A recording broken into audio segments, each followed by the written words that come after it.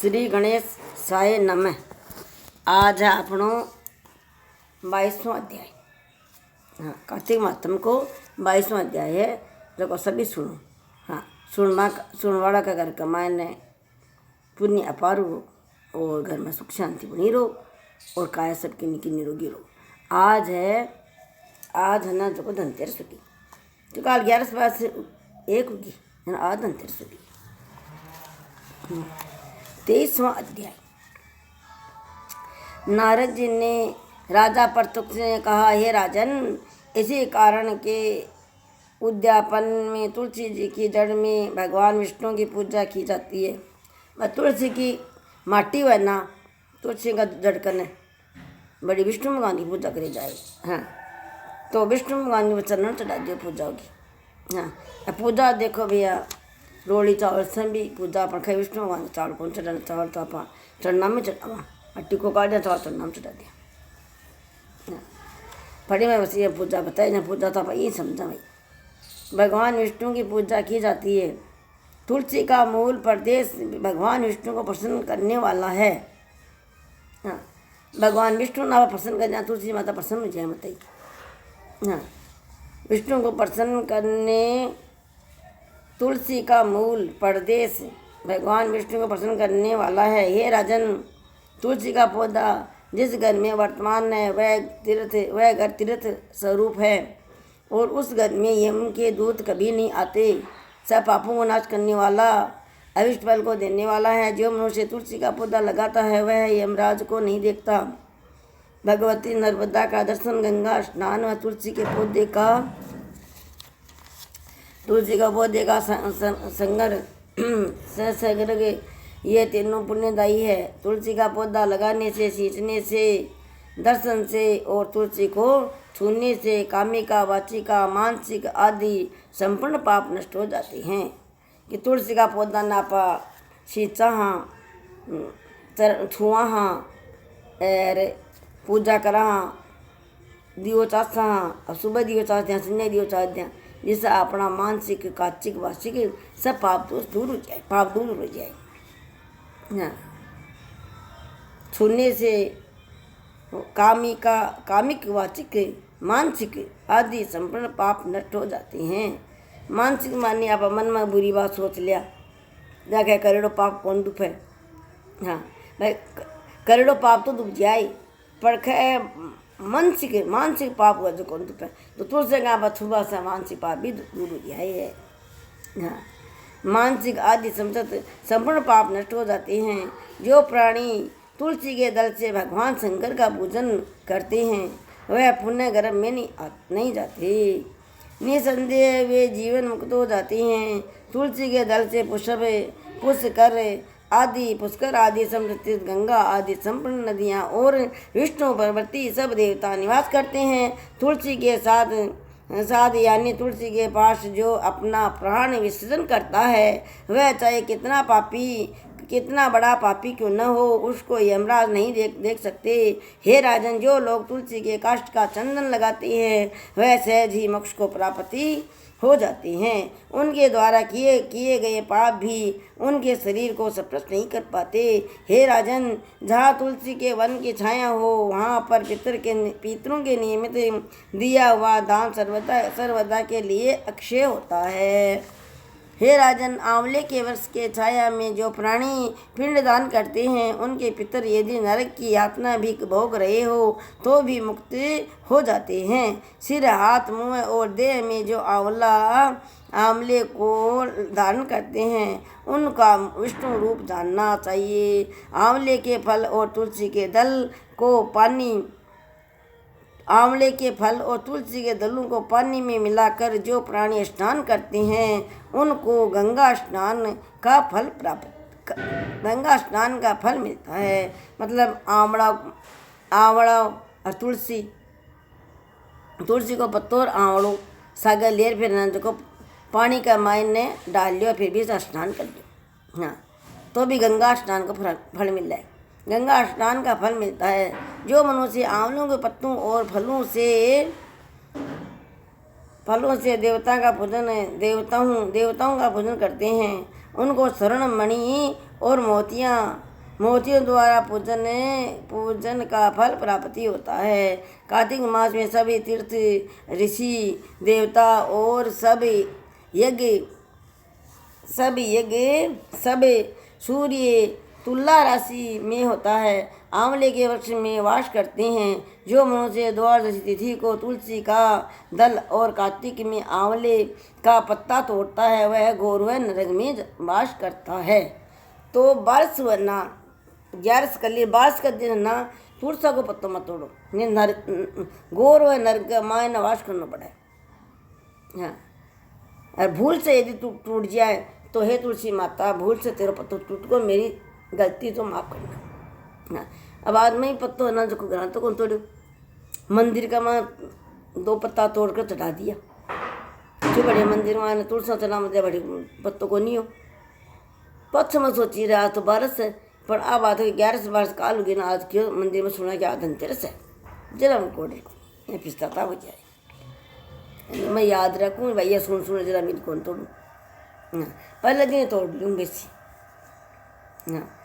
पत्ता तोड़ता है वह वह नरक में वास करते हैं। जो कार्तिक में आंवला का छाया में बैठकर भोजन करता है उनके अंत सहस्र में सब दोष नष्ट हो जाते हैं। कार्तिक मास में जो आंवले की जड़ में भगवान विष्णु का पूजन करता है उसको श्री विष्णु कृष्ण के पूजन का फल प्राप्ति होता है। आंवला तथा तुलसी के महारथा का वर्णन करने में श्री वर्मा जी भी असमर्थ है। इसीलिए धात्री और तुलसी की जन्म कथा सुनने से तुलसी की जन्म कथा सुनने से मनुष्य अपने वंश सहित मुक्त प्राप्ति करता है। 24वां अध्याय। राजा पृथु ने देवऋषि श्री नारद जी से पूछा। नारद जी अपने तुलसी के इतिहास व्रत महात्म्य के बारे में कहा है। अब यह बताने की कृपा करे कि क्या इस कार्तिक मास में और भी देवता का भोजन होता है, ये भी मुझे समझा कर कहिए। श्री नारद जी बोले, पहले समय पर्वत के निकट कर्तिपुर में एक धर्मदंत नामक ब्राह्मण रहता था। वह भगवान विष्णु के सब व्रत करता था और 8 पैर उनकी भक्ति में तल्लीन रहता था। एक दिन कार्तिक मास में वह एक पैर रात शेष रहने पर जागरण के लिए भगवान विष्णु के मंदिर में गया। वह हर प्रकार की सामग्री लेकर पूजा करने के लिए जा रहा था कि उसने मार्ग में एक बड़ी भयंकर राक्षसी को देखा जिसके की बड़े बड़े दांत थे,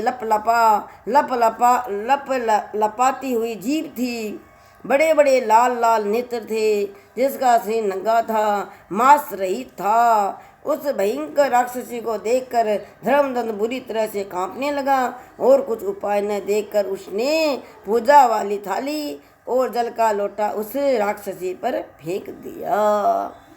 तो सही बात है, मेरी भी बचपन का मायने मतलब 15-20 वर्ष की होना पहली मारे भाभू के सागे में भाभू ही करता था ही नहीं।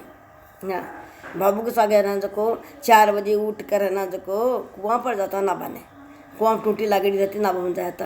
हाँ, तो पहले का आदमी बेड़ा में 3 बजे उठ ना, कार्तिक का मान को 3 बजे चले जाते, कोई 4 बजे चले जाते, कोई 5 बजे चले जाते, 5-6 बजे दिन हो गया। मतलब जिना सुदियाँ उठ कर ना बंदा था। हाँ, जिना राक्षसी न राक्षसी मिल गई रात न डरी है। हाँ, एक बार गणगौर के टेम पर भी है ना जो डूब लबा न बेड़े में उठ जाता, जिसको एक लुगाई काली ये दिखी, मेरी भान ने दिखी, मंडर लगी भाई काली लुगाई दिखी, तो मेरी भूतनी दिखी उसी। तो ये है ना जो पहली बार जिना आ भूतनी ही। हाँ, जिना इन ना धर्मदंत न को ब्राह्मण हो जाए ना डर लाग्यो, जना वो पूजा की थाली लोटो भी ऊपर फेंक दियो।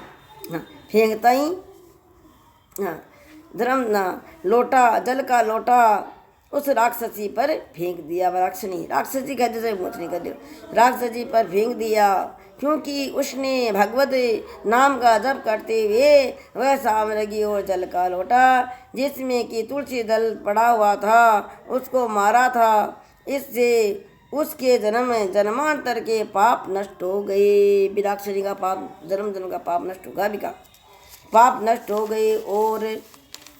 और उसने अपना पूर्व जन्म स्मरण हो आया। वह हाथ जोड़कर धर्मदंत के चरणों में गिर पड़ी और उससे कहा, हे विप्र, मैं पूर्व जन्म के कर्मों के फल से इस अवस्था को प्राप्ति हुई हूँ। नारद जी ने कहा, हे राजन, उसको इस प्रकार प्रणाम करते देख कर अति विस्मय मत होकर धर्मदत्त ने पूछा, तेरी ये अवस्था किस कर्म के फल से हुई है? तुम पूर्व जन्म में कहाँ रहती थी और तेरा कैसा चरित्र था? ये सब कुछ तो मुझे बता। उस राक्षसी ने, जिसका नाम कलह था, उसने कहा, हे ब्राह्मण, सुराष्ट्र में भिक्षुक नामक एक ब्राह्मण रहता था। मैं उसकी पत्नी थी। मेरा स्वभाव बड़ा ही निठुर था। मैंने अपने पति का कभी भला नहीं चाहा, न कभी उसे अच्छा भोजन और मिठाई ही खाने को दी। मैं प्रतिदिन उससे लड़ती झगड़ती रहती थी। मुझे इस प्रकार के लड़ाका देखकर तथा नित्य प्रति की कलह से तंग आकर मेरे पति ने दूसरा विवाह करने का निश्चय किया। यह सुनकर कि मेरा पति दूसरा विवाह कर रहा है, मैंने उसके दूसरा विवाह करने से पहले ही विष खाकर आत्महत्या कर ली। मेरी मृत्यु के पश्चात यम के दूत आए और मुझे पकड़ कर गद्दा मारते हुए यम के पास ले गए। यम तो आवाज ना था। यम के दूत आए, गद्दा मारते हुए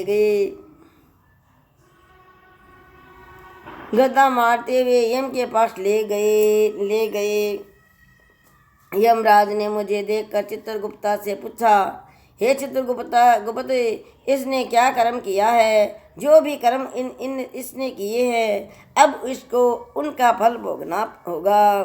चित्रगुप्ता ने यमराज से कहा, इसने अपने जीवन में कोई भी अच्छा काम नहीं किया है। यह सदा अपने पति को खराब भोजन देकर आप सदा अच्छा भोजन खाती रही, इसलिए वह अब विष्ठा खाने वाली होगी। इसको अब शुक्री का जन्म दिया जाए, क्योंकि यह अकेली ही पाक के बर्तन में भोजन करती थी, इसीलिए यह अपने बच्चों को खाने वाली बिल्ली हो। इसने क्योंकि अपने पति पर क्रोध करके आत्मघात किया है, इसीलिए यह प्रीति योनि में जाएगी। अब आप इसे अपने दूतों द्वारा मेरु स्थान में भेज दीजिए। वहाँ पर वह बहुत दिनों तक प्रेत योनि में रहकर फिर यह पापनी अपनी तीनों योनियों को भोगे। लो हे विप्र, अतः मैं 500 वर्ष से प्रेत योनि में हूँ और भूख प्यास के कारण नित्य दुखी रहती थी कि एक दिन भूख से तंग आकर मैं एक वेश्य के शरीर में प्रविष्ट हो गई और उसके शरीर द्वारा मैं कृष्णा और वेणी के संगम पर इस देश में आ पहुँची। मैं उस वेश्य के शरीर में रहती थी कि एक दिन भगवान शंकर व विष्णु भगवान ने मुझको बलात् उसके शरीर से बाहर निकाल दिया। फिर मुझे आप दिखाई दिए। आपके लोटे में से तुलसी जल का एक छींटा मेरे ऊपर पड़ा, जिससे कि मेरे सब पाप नष्ट हो गए। हे द्विजोत्तम, अब आप मुझे ये बतलाइए कि आगे होने वाली तीनों योनियों और इस प्रेत देह से मेरी मुक्ति किस तरह होगी। धर्मदंत कलह की बात सुनकर और उसके पिछले कर्मों और उसकी वर्तमान अवस्था को देखकर बड़ा दुखी हुआ और उसका दुख देखकर उसका चित्त पिघल गया। फिर उसने दुखित भाव से कहा। अब 25वां अध्याय जो तड़का है वो अध्याय पढ़ दिया ना। अकला नाम की ओ ना जो कभी न फिरती नीचे छुटाई है, छोटा सी धर्मदंत, तो धर्मदंत फिर आ गए ना आ तो के कई बंसी धर्मदंत को राजा दशरथ बंसी। हाँ तो कोई कदे वे के कर्म करियो। चित्रगुप्ता पूछा भाई ने यमराज का चित्रगुप्त के कर्म करिए तो सही बात है। हाँ अब आटे तो उठ्या। हाँ 15 मिनट को बन गो बस। अब तो बस आता ही ज़्यादा और बात करूँ तो हाँ भाई अच्छो कर्म करना चाहिए। अच्छो कर्म ही कराया जना देख लिया हाल डेढ़ बड़ा 1 बज गए। हाँ पर अच्छो कर्म ही करना चाहिए। कार्तिक को महीनों तो जरूर करना चाहिए। मंदिर देवरा जाओ नहाओ धोई करो जगह जगह पाठ पूजा करो दर्शन करो। कार्तिक नहावांगे दर्शन करो। दर्शन का भी बहुत सुख है बहुत लाभ है आपको। राम राम सभी को धन्यवाद है। हाँ जरूर सुनना। धन्यवाद। कोई मेरी गलती हो तो भाई माफ करो।